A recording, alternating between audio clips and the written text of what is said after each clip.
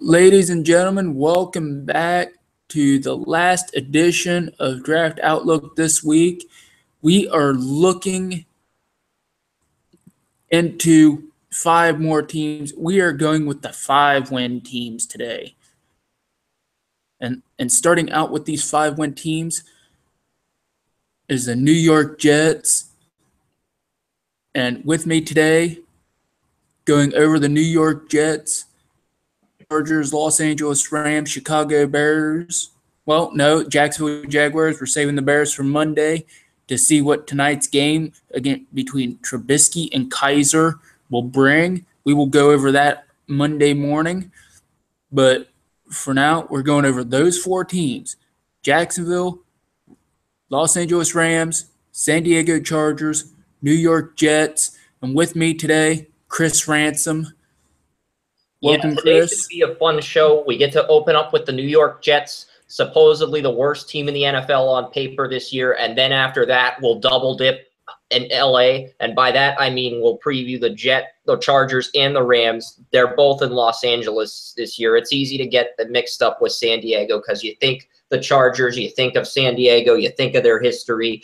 But it's all good because there's 2 LA teams, and we're going to dip into both of them and double dip into both of those teams as soon as we get through with the Jets, and then we wrap it up with the Jacksonville Jaguars, where Joey's currently residing in Jacksonville.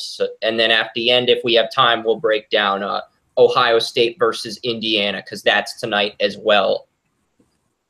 I dip, you dip, we dip. And right now we dip into the Jets. And the Jets last year were 5-11.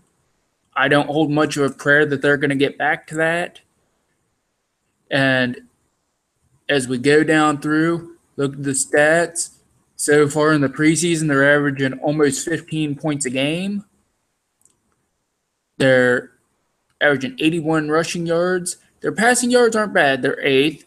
Their total yards aren't bad. They're 12th. But they can't score a touchdown. They can't rush the ball. They're problems. At the same time, you go over on the defensive end, and they got a lot of promise on the defensive end with safeties Jamal Adams and Marcus May, 2 of the most talented safeties in this year's draft, who somehow they were able to pick up in rounds 1 and 2. So that brings them a lot of hope for the future of that defense. At receiver, they pick up Chad Hansen, who I think will be able to develop into a more than reliable slot receiver, perhaps even a number 2 receiver at some point. And Ardarius Stewart, who could also develop into a pretty reliable number 2 receiver. Jordan Leggett, who they're saying has a chance to start this year, which actually I don't have anything against Leggett, but man, that's sad. Because Leggett is a developmental guy. So their first 5 draft picks bring them a little bit of hope for the future, but then when you look at their quarterback situation, that's when you start to realize, just by looking at the quarterbacks, that these guys probably aren't meant for this world. Josh McCown, 38 years old, is starting for the Jets. Now, I like McCown. I've been a fan of McCown for many years. McCown is 38 years old. McCown is injury prone at this point in his career. His backups are Bryce Petty and Christian Hackenberg. Hackenberg is disciplined. That's the only thing he has. Petty is erratic, to say the least, and has not shown the arm strength needed to get by. You look at the offensive line, Kelvin Beachum. Don't mind Beachum, like James Carpenter. Then you get to center, Wesley Johnson, and I shudder. Brian Winters.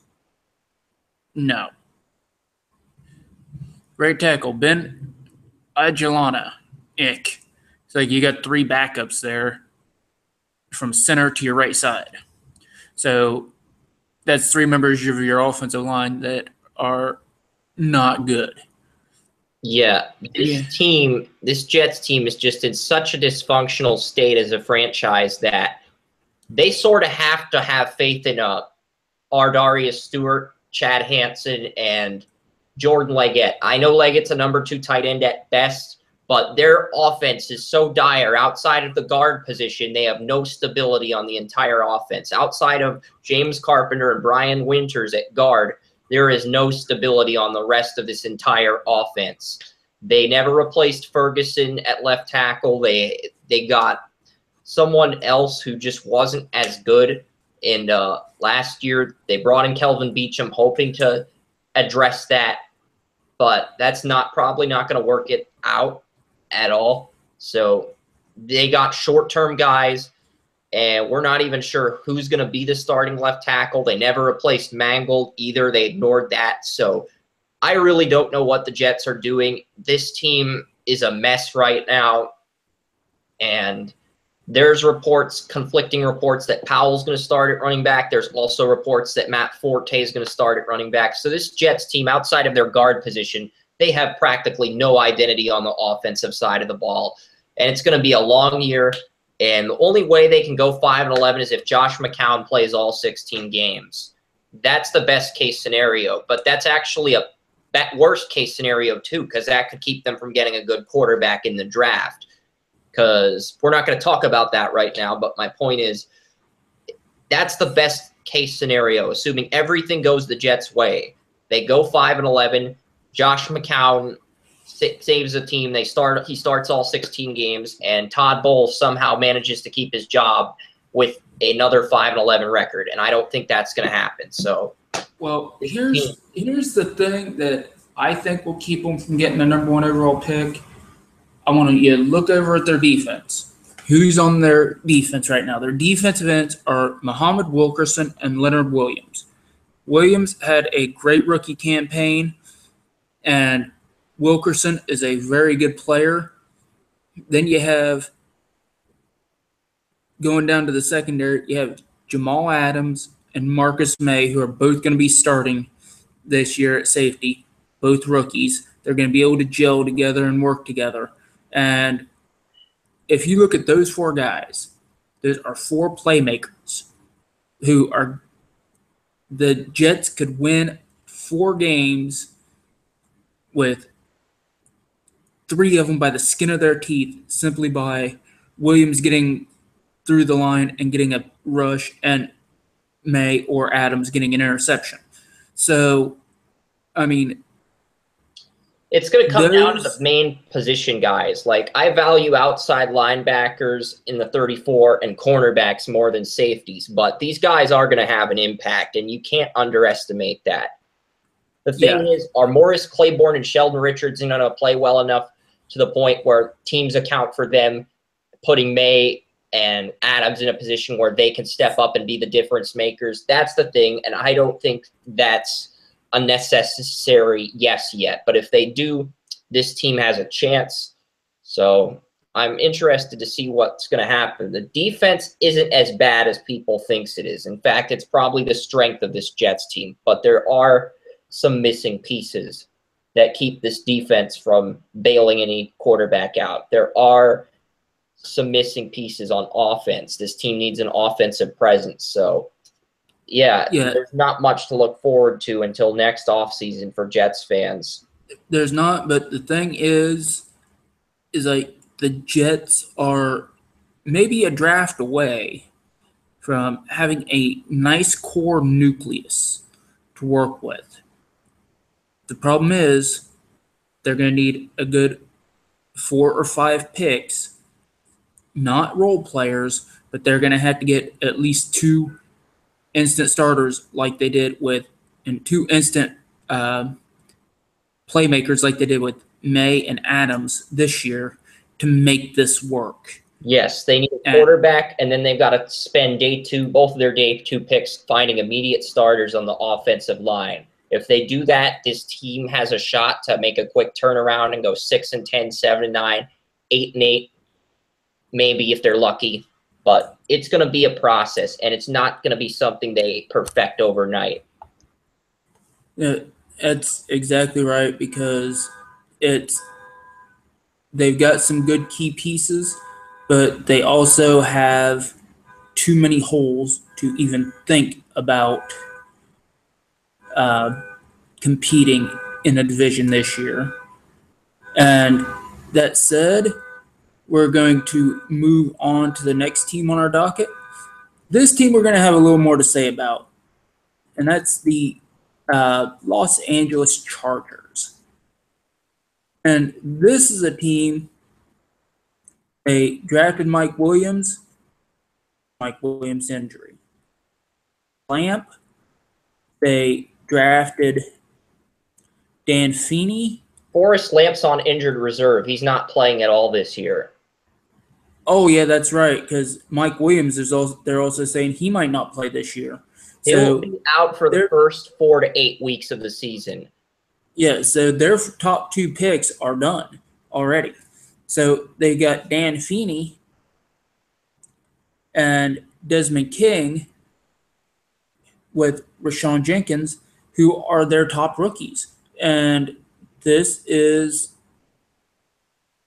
pretty saddening because you came in thinking, hey, with this draft, these guys are going to be able to make a little bit of a run.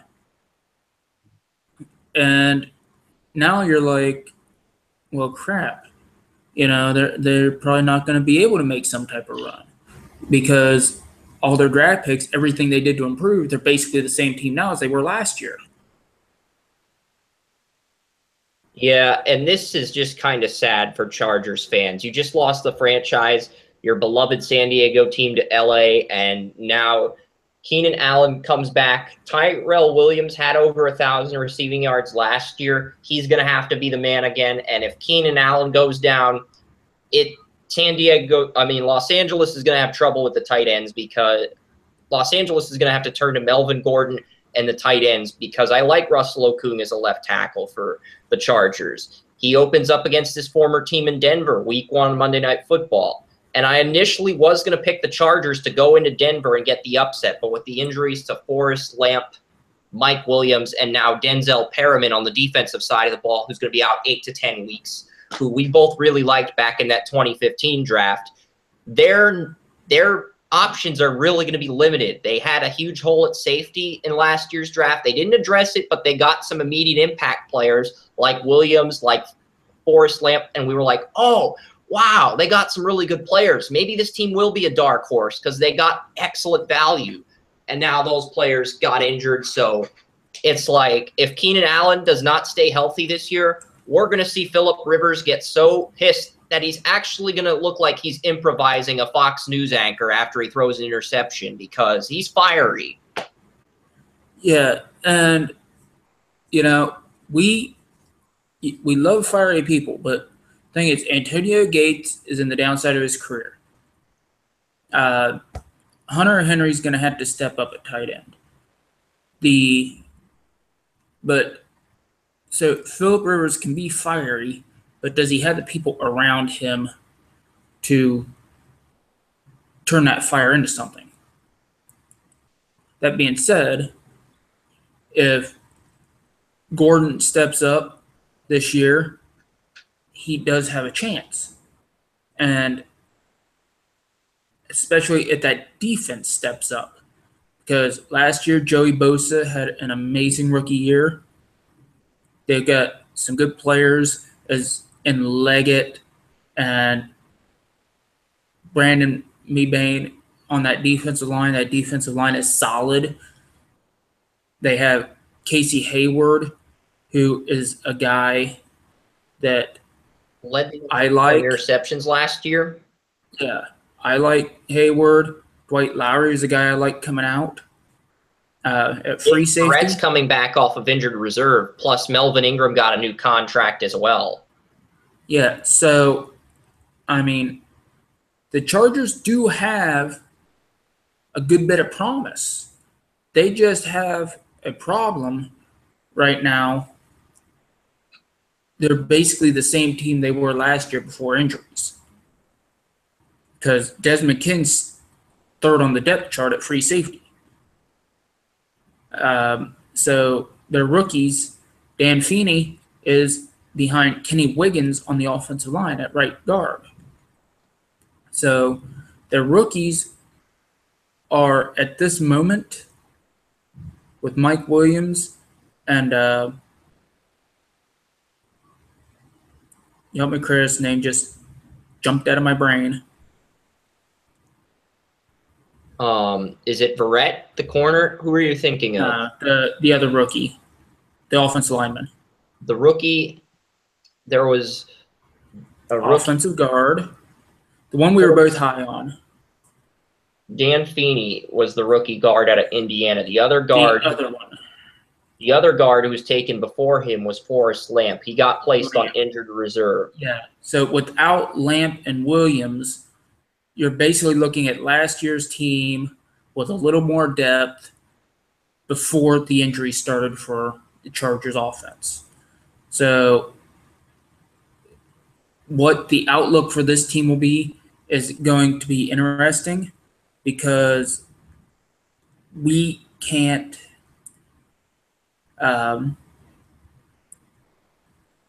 because basically we're going to be looking at not the Chargers now and what they do at the beginning of the season. We're going to be looking at the Chargers, what they do from week 7 or 8 onward. Yeah, because that's when they'll probably get I think what this team does in November is more important because if they can sneak in and get that week 1 win over Denver in Denver on Monday Night Football, they get 3 home games in a row, and I think they can win those home games early in the year if they can beat the Broncos on the road. They could surprise some people, and it'll be like, ugh, the Chargers are 3-0 or 4-0 heading into October. Maybe this team has a shot, but then they'll find a way to blow it late in the year. But their fans will be excited if they're at 3 or 4 wins by the time Mike Williams and Perriman comes back, because that'll give them some optimism that, hey, maybe they have a shot. And that's all you need. I think that their fans would be happy if they get 2 wins because I haven't looked at their schedule, but unless they have a very favorable schedule, that seems more likely in my mind. They do have a very favorable schedule, actually. I post the schedules for each of the teams in my NFL season preview, so I can quickly pull up their schedule before we get to the Rams and point out some of the early games. I know they get the Broncos in week 1, and that's going to be tough when you consider how bad they are depleted heading into an altitude environment like Denver in week 1. Week 2, they get the Dolphins at home without Ryan Tannehill. That's a winnable game because they're facing Jay Cutler on the West Coast. Then they get the Chiefs at home. That's a winnable game. Won't be an easy game, but it's a winnable game when you consider that the Chiefs are a bit depleted on offense, and all the Chargers have to do is stack the run and stop Kareem Hunt, stop Travis Kelce. But the problem is the Chargers are thin at safety, and Kelce is a tight end. Tight ends who are top 5 guys at their position have field days with teams that are weak at safety, and that's something that the Chargers are going to have to do. They're going to have to find a way to game plan around Kelce, but maybe they'll pull off a home win against the Chiefs, and then they get the Eagles at home. So those are their first 4 games. And then after that, they get a road game against the Giants and the Raiders before they host Denver. And then they travel to New England, and then there's a bye week in week 9. And then week 10 after that bye week, they get Jacksonville and Buffalo at home. And that's probably their window of opportunity to strike, is after those first 8 games, assuming they can win half of those home games, assuming they can strike after the bye week when they get Jacksonville at home and the Bills at home, and then the Cowboys on the road on Thanksgiving Day. That is their window of opportunity to strike because they get Cleveland at home the very next week following a Thanksgiving Day game, and then they get the Chargers at home. So the Chargers get 4 out of their next 5 games at home following a bye week, including a road game in Dallas on Thanksgiving. So that's going to be the window of opportunity for them to strike. What they do in those 5 games will probably determine their fate. Yeah, and so that's a very interesting and very favorable situation for the Chargers. more than I can say their counterparts, the Los Angeles Rams, because the Rams are a situation where their starter is Jared Goff. And Jared Goff had a really poor start to his NFL career. And so he's looking to rebound. But the thing is, he's got Todd Gurley, who was absolutely astounding last year. And then he's got Farrah Cooper, who you and I both like coming out. And then he's got young receivers and Cooper Kupp and Josh Reynolds, who I'm high on both of them. I think Reynolds makes a more immediate impact, but I think Cooper Kupp could come on early. And then you have I'm hearing Josh Reynolds is probably going to be a backup on that team, and he was terrible on tape versus Texas San Antonio. We interviewed Texas San Antonio's cornerback, Devin Davis, and he did an awesome job covering Reynolds. So we'll see what happens, though, with Devin at a later point. But with Josh Reynolds, I feel like he's going to be a backup. Watkins is on the team. They signed Robert Woods. Kupp's probably going to play the slot. Tavon Austin and is going to be a backup for depth. And then you're going to have other guys like Cooper, like Josh Reynolds for depth spots. That sort of leaves Nelson Spruce in a sticky situation where he gets cut, probably doesn't make the roster. They were posting, I'm not going to talk too much about this Rams meme that was on the internet last night because time is of the essence, but the Rams also have a 2 tight end set with Tyler Higbee and Gerald Everett. I think the coaching situation's unique. You've got a 30-year-old head coach, and he's not going to be the play caller.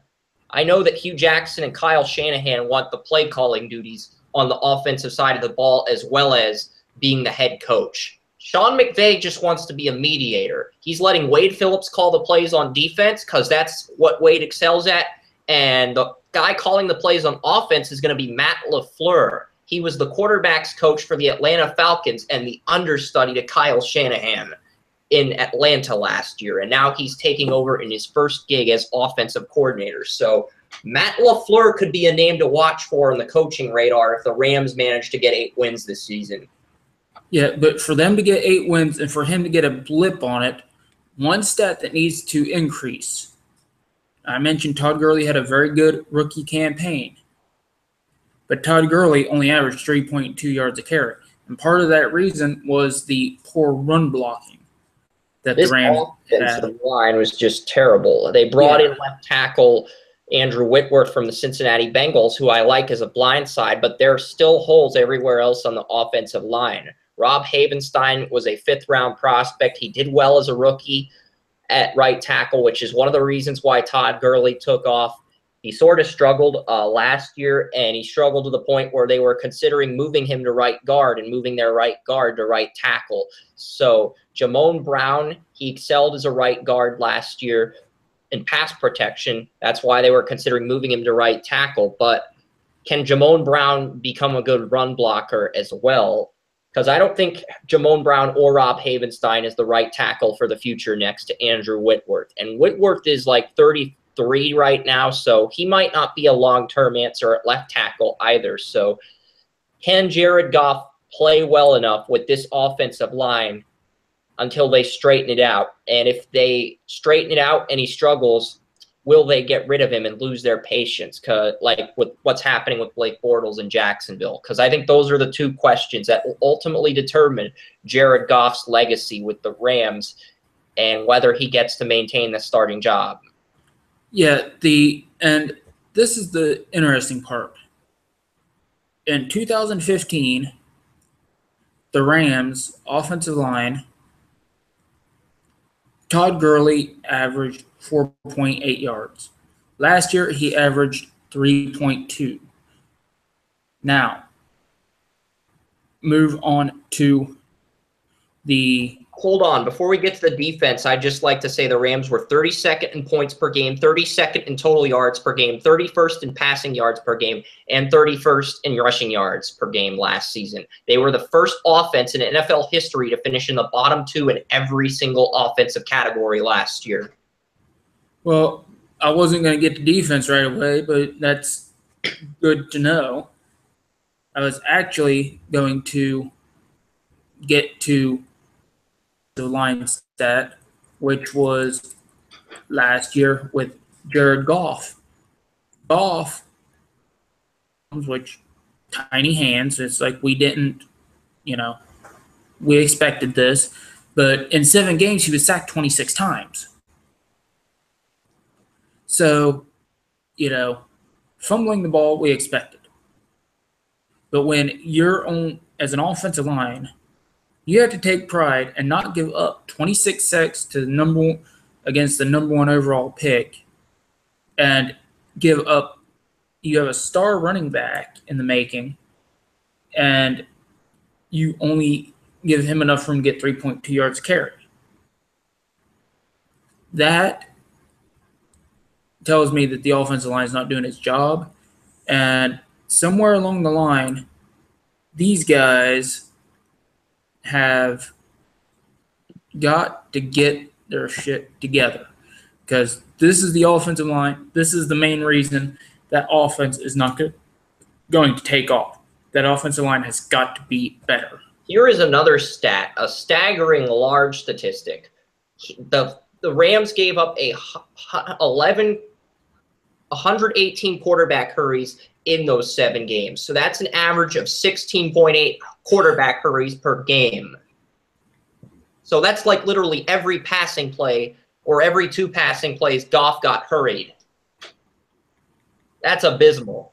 Yeah, it is. And this is what you had to realize, is that offensive line,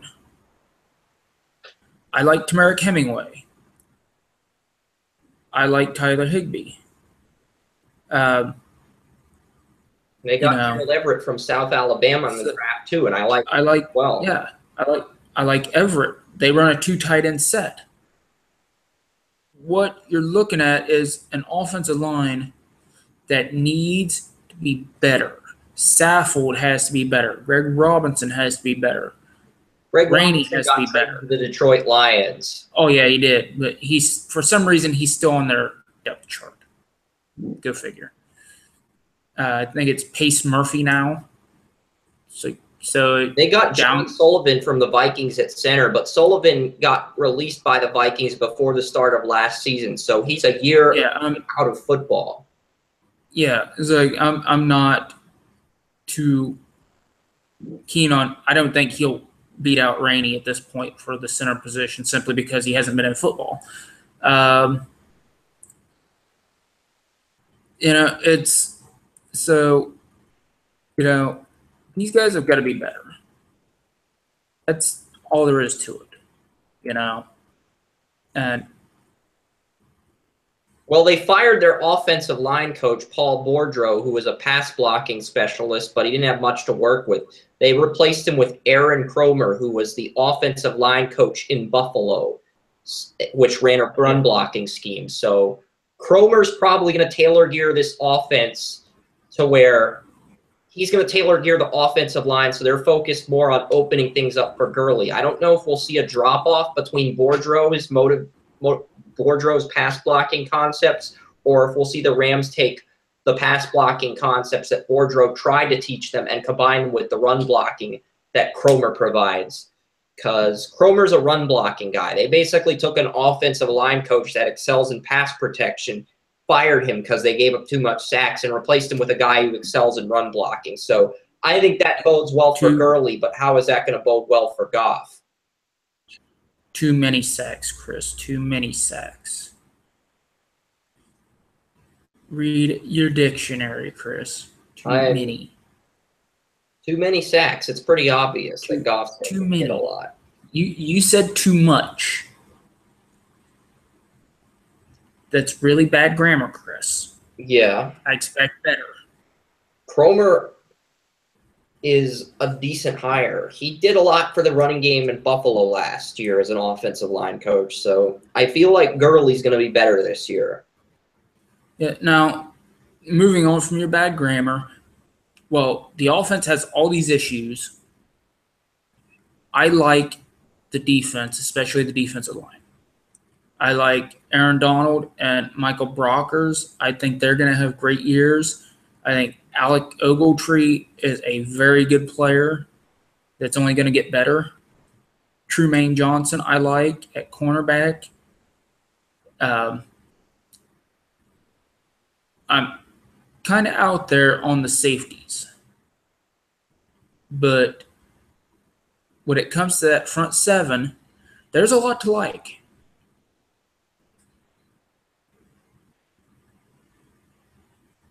Yeah, so there is a lot to like with this Rams defense. Let's look at the linebacker situation. You've got Robert Quinn as a pass rusher, and you brought in Connor Barwin to complement him. Robert Quinn was injured last year for a lot of last year, and you lost Chris Long to the Patriots, which is a huge reason why the Rams had issues outside of Donald and Brockers. They didn't get as much pressure on the quarterback as they'd like. That was an issue last year. That won't be an issue this year if Quinn stays healthy because Connor Barwin was great in Philadelphia under Jim Schwartz. Now he gets to play under Wade Phillips, so both Quinn and Barwin are going to get after the quarterback. Alec Ogletree and Mark Barron, I believe both of them are in contract years. Barron may have gotten a big extension, but Ogletree was a 2013 first-round pick. He did get a fifth-year tender, so he's in a contract year. So I think this is going to be Ogletree's best season yet. I think we're looking at 124 tackles and a guy who potentially surprises people and breaks into the top 5 in total tackles, only because he's in a contract year. Guys tend to play awesome when they're in contract years. Josh Norman's breakout year came in his contract year when he got the Panthers to Super Bowl 50. So I'm going to go out on a limb and say Ogletree finishes top 5 in tackles this year. Yeah, and, Ogletree's one of those guys, I don't think he'd need a contract year to get better, honestly, because was already on being an elite middle linebacker. So I really wouldn't think that they would need him to be in a contract year to take that next step. Wow, Ogletree had 136 total tackles last year. He only had 42 from 2 years ago, so that's a huge step for Ogletree. Yeah, and I love it because you're downgrading him, thinking you're upgrading him. So, but yeah, now with the Rams going by, I'm going to give you the floor so you can start us off with the Jacksonville Jaguars. We know you've been doing keeping track of the Blake Bortles situation and the quarterback situation. So have at it with the Jaguars offense, man. I think you got that covered, don't you? Yeah, the Jaguars are going to go with Blake Bortles to start the year. They've already announced that Bortles will remain the starting quarterback. It's a controversial decision, but that's the decision that the Jaguars have made as a team and as a franchise. Leonard Fournette is on pace to start in week 1, but he has not gotten anything outside of the game against Tampa Bay where he got injured. He's not practiced since then. They've been very careful with him. He's practiced. He just hasn't played in the preseason. And then you've got Allen Robinson in a contract year. And you have not locked Allen Robinson up to an extension. I can understand moving on from Allen Hurns and Marquise Lee and giving guys like the player they took out of Florida State, Rashad Green and Dede Westbrook, opportunities as starters. I can understand that from a business standpoint. But Allen Robinson's the one player on this receiving core that you have to re-sign. And if he's frustrated with Blake Bortles, and if you don't extend him now, you don't pay him now, he's going to leave in free agency because the Jaguars have some guys on the defensive side of the ball that are contract years too, like Telvin Smith, who could very well be replaced by Blair Brown. Same with Paul Posluszny. He's also in a contract year. So the Jaguars have a lot of guys. They do have a good nucleus, but at the same time, they have a lot of guys in contract years. And they drafted well the last 2 years, but they haven't put it together yet. So this is a team I'm really interested to see how they're going to apply themselves once football starts. Yeah, and I think the big thing we're going to have to look at when it comes to the offense, D.D. Westbrook has been playing well at wide receiver, 4th-round pick. Cam Robinson has been playing pretty decently. Leonard Fournette has shown up like a man beast. So there's really no excuse for Blake Bortles to miss. And from what I've understood is that he was under so much scrutiny about the starting job and potentially losing it from the beginning of last year until now that he was stressing himself out over it. And from everything the coaching staff has said, first thing he was named starter, he calmed down. And he's been playing better in practices because it was almost like he almost felt like there was the weight of the world on his shoulders. And so if he feels that the weight's off his shoulders, he's playing more relaxed, that means, hey, you've got it. You got the receivers, you got the tight ends, you've got, well, not a good offensive line, you got an improved offensive line. There, you've got running back. There's no excuse for you this year. So, I mean, that is what you want if you're Blake Bortles. You've got the confidence of the coaching staff. You've got all your pieces. Now, if you fail, it's all on you. Yeah, and Blake Bortles has never completed 59% of his passes in his career. He's completed 58.9 his rookie year, and last year he completed 58.6 in his second year when he had his breakout year in 2015. So he's never had a completion percentage of 59% or higher. That's the most alarming thing about Blake Bortles over the past 3 years. But his offensive line has given up fewer sacks each year, 55 year one, 51 year two, 34 in year three. He just didn't throw for as many touchdowns. I expect that number to be cut down to like 30 sacks. Yeah, if that number cuts down, then yeah, it's much better then he has a much better shot. He should, if he cuts that down to 30, he should be able to hit 60% of his passes without much issue because let's face it, it's like I said all last year, he didn't have a running game. They were dialing in on the quarterback. This year, they've got a running game. And Cam Robinson, an offensive tackle who can help anchor that running game and help out with pass rush that they didn't have last year. So there's no excuse him not throwing 60% completions. They also have another downfield option in D.D. Westbrook, who has been absolutely electric downfield.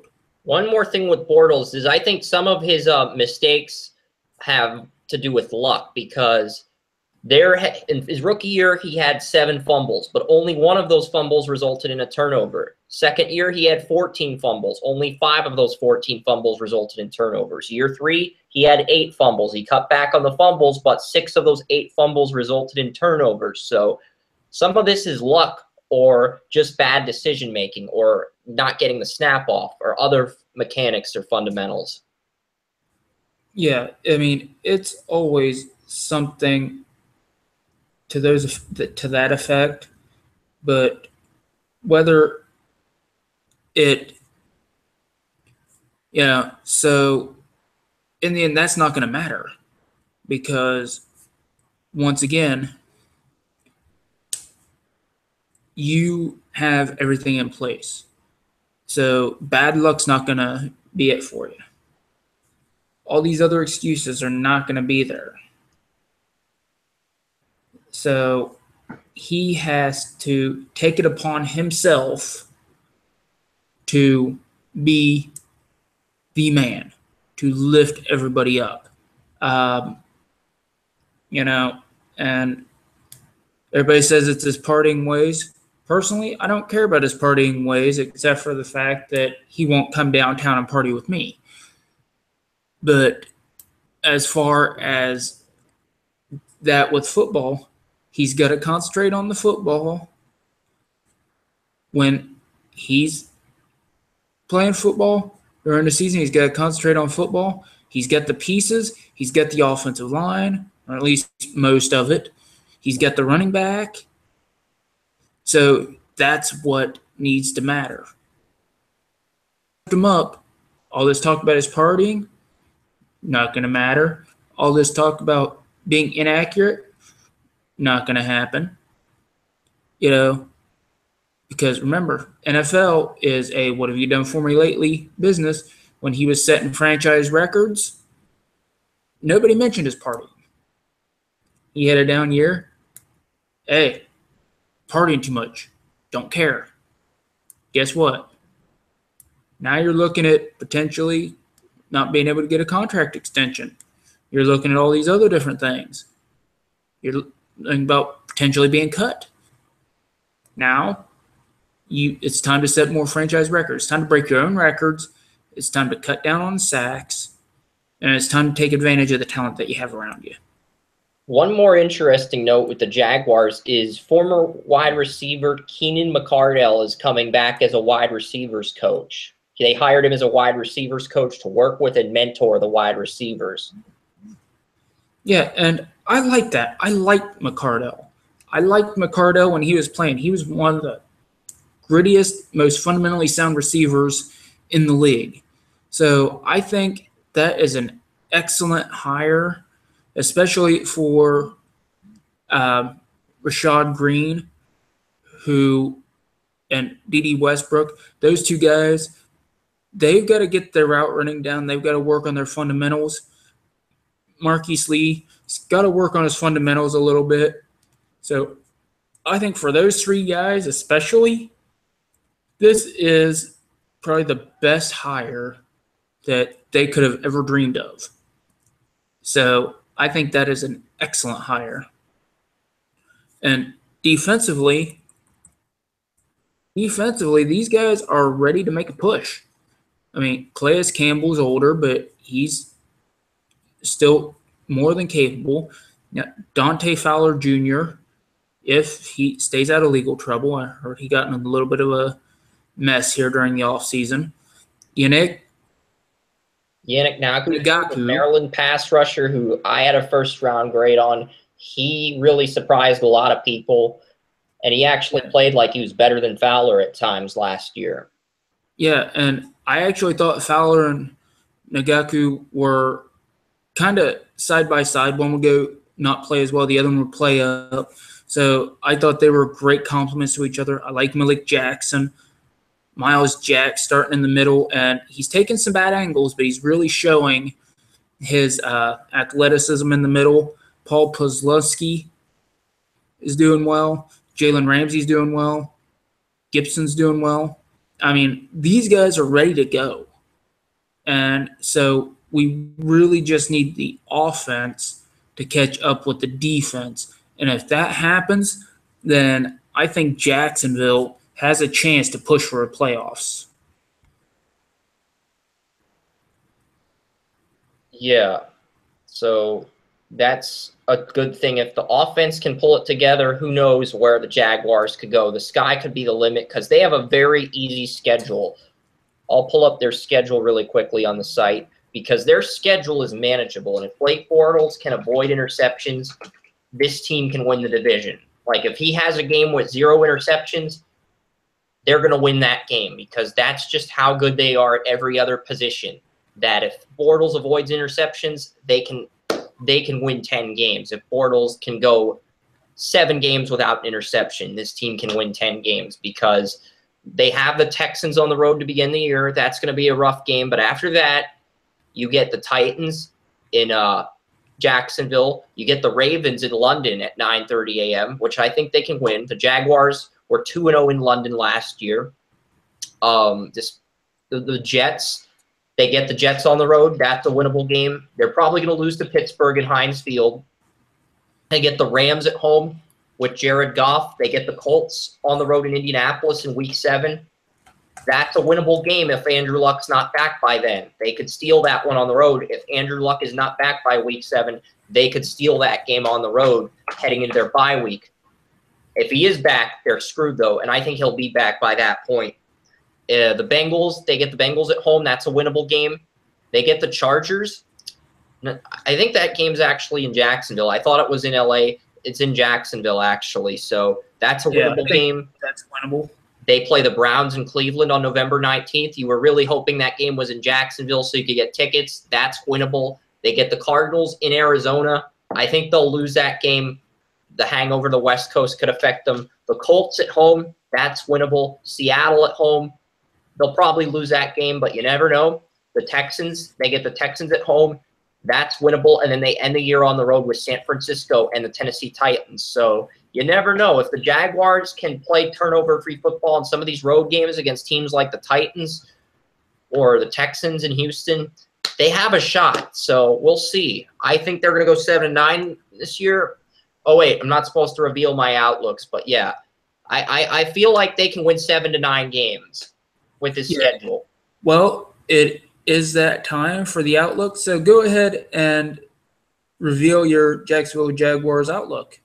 I have the Jaguars going 7-9, but last in the division. But this is a easy schedule. The Jaguars have one of the easiest schedules, and I love the coaches Tom Coughlin recruited as a team consultant. He got Perry Fuel to lead the Washington Redskins as a defensive backs coach to use that role in Jacksonville, where he could develop Jalen Ramsey and A.J. Boye. So he's not going to be a defensive coordinator, but he's going to be a defensive backs coach where he just mentors and mediates the defensive backs. So I love that role for Perry Fuel in Jacksonville. So I think the pass defense will be better. We'll see more interceptions too. So the Jaguars, I'm going to say they go 7-9, but they could end up they might not finish in last place in the AFC South. They have an easy schedule, and if Bortles can just avoid turnovers and play smart football, play with confidence, they've got a shot. Yeah, and that's really all you can ask for the Jaguars at this point. Now we're going to move back up and say, what is your outlook for the New York Jets? I have the New York Jets going 1-15 and winning 1 game against the Buffalo Bills on Thursday Night Football in MetLife Stadium. I think this team is so bad on paper that they could lose to the 0-16 Detroit Lions or the 0-14 Tampa Bay Buccaneers if they played one of those teams in a heads-up game. So the Jets are my worst team. There's no secret about it. There's no way to sugarcoat this. If they were playing the 0-16 Detroit Lions, I would actually bet my money on the 0-16 Lions. At least they had Megatron. Yeah, and so moving on, what is your outlook for the San Diego Chargers? Los Angeles for Chargers. The Los Angeles teams, because we're going back-to-back LA here. I have both LA teams at 7-9. I had the LA Chargers originally starting 4-0, beating the Broncos, and then collapsing to end the year. Like they would be like 4 and they'd be like 8-4, and all they'd have to do is win 1 game to get the division, but then they'd collapse. I don't have that scenario in my mind anymore. I'm thinking that the Chargers will go 7-9 and miss the playoffs. They'll improve from their 5-11 record due to their schedule, but they'll still find a way to finish last in this division and miss the playoffs. But I'm thinking anywhere between 6-10 or 7-9, really leaning towards 7-9.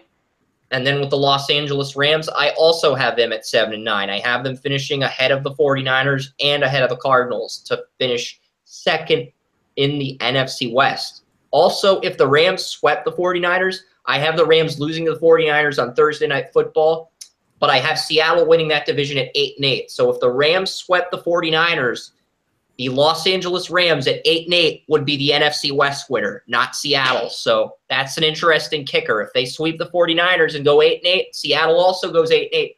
The Rams win the tiebreaker and Seattle gets screwed out of the playoffs. And that will make the Hollywood fans and the LA fans happy, but that will upset the rest of the NFL because everyone will bet against the Rams. And that'll upset a lot of NFL fans because everyone will bet against the Rams in the wild card game because they'll just be that weaker, that much outmatched by a team like the Giants or the Cowboys or Atlanta or whoever you throw in there. So that would just cause a lot of turmoil and controversy if the Rams at 8-8 managed to beat out Seattle at 8-8 to win the division. That would cause a lot of controversy. It would. I don't think it's going to happen. I think the Rams go 7-9, but if both teams hypothetically went 8-8 and the Rams got the tiebreaker, that would cause a lot of controversy. That's all I'm saying. Yeah, and it's a very good thing to keep in mind that if Jared Goff and that offensive line are able to put it together, that it is a possibility with everything else they have around them. Yes, and with 8 minutes to go, I'll try to limit it to 4 minutes. But tonight we get the Ohio State Buckeyes versus the Indiana Hoosiers. That game will air at 8 p.m. Eastern on ESPN tonight. And you've got JT Barrett going to South Bend to face the Hoosiers. The Hoosiers have a really good defense. They have some good players on their defense. I know one of those players is Tony Fields, a safety that we found on tape that had some impressive skills. He's going to be a key player to watch in that game for the Hoosiers tonight.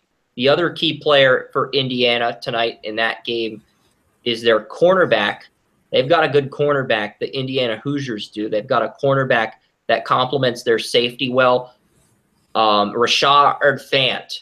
He's a really good cover corner. So Rashard Fant and Tony Fields at cornerback and safety, those guys have to step up for the Indiana Hoosiers tonight.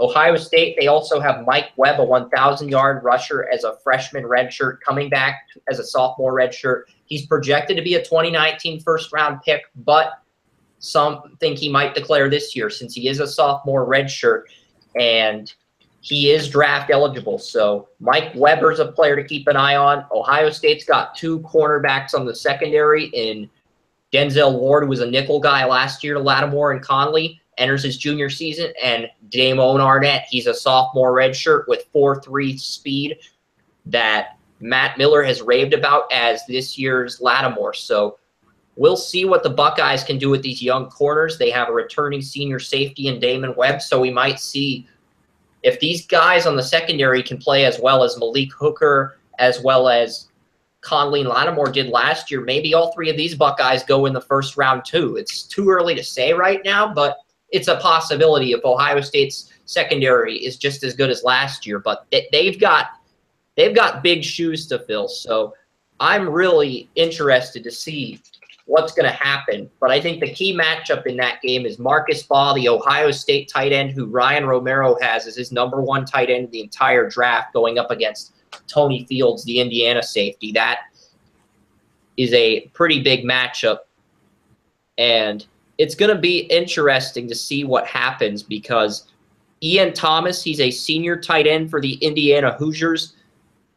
He is going to be the player that Indiana turns to. He's not really on a lot of radars right now, but Richard Legault is a senior redshirt as well at quarterback. So Richard Legault is going to have to avoid turnovers. He's going to have to win the turnover battle versus JT Barrett if Indiana has any chance of pulling the upset here, because Indiana, they've got Nate Hoff, a senior defensive tackle. He's going to be going up against Billy Price, You've got Tegray Scales at inside linebacker, and then Chase Dutra complimenting Tony Fields. So we'll see what happens tonight in this game. This should be interesting.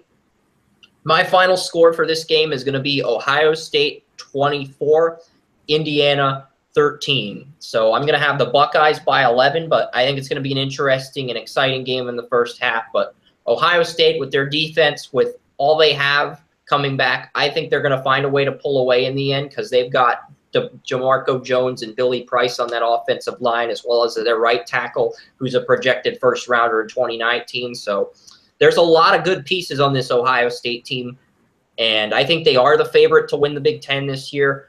But we'll see what happens. This is their first test, a road environment in South Bend, and it's going to be a pressure game because we're going to see a lot of things happen in Bloomington. South Bend, Indiana is where Notre Dame plays. Indiana Hoosiers play in Bloomington. So it's going to be a big game in Bloomington, and they play on field turf. Both teams run spread offenses, and both teams run 43 defenses. So both of these teams play with similar coaching styles, but Tom Allen's got his work cut out for him against Urban Meyer's staff. So I expect the Buckeyes to win. What do you think of that game, man? And you have any final thoughts on tonight's preseason game before we wrap up? No, I really don't have any thoughts on that. I'm going to save my thoughts for the preseason game after we get done with the game itself. So I'll have those on Monday.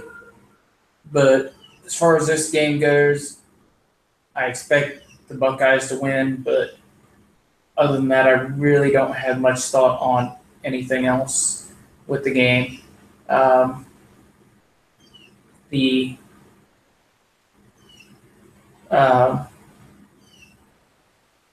So I'm going to go ahead and remind people that we will be back at our normal Monday morning time slot coming up this week. My podcast has been moved up from 2 p.m. tomorrow to 11 a.m., and two of the people couldn't make it, and I had to move it up 3 hours because Ryan's work shifts, they adjusted Ryan's work schedule. McDonald's did. So I had to move my podcast up, and we still have the Sunday podcast where we're going to break down the Florida State-Alabama game. We're going to get Kerm's thoughts on some of the matchups. I sent you a list of some of the matchups in the Florida State-Alabama game, and even though we didn't have time to discuss that in depth today, I'll discuss that on my show tomorrow, and we'll discuss those matchups, who won those matchups on Sunday's podcast. That's probably going to take up a good chunk of the first hour at 9 a.m. because there's a lot of matchups on that list I sent you, Joey.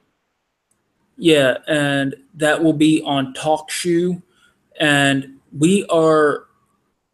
Monday, we will go over the final three teams for our season previews, our season outlooks, and we will go over the Browns and Chicago Bears that will go on tonight, and the rookie quarterbacks Trubisky and Kaiser in their final game. So that will be Monday morning at 10:30. So we look forward to seeing you there. If you like this video, click like, share, subscribe. Tell us you loved us. Tell us you hate us. We'll love all the comments. And for Chris Ransom of Draft Utopia, I'm Joseph Potter. And so long, have fun, and take care.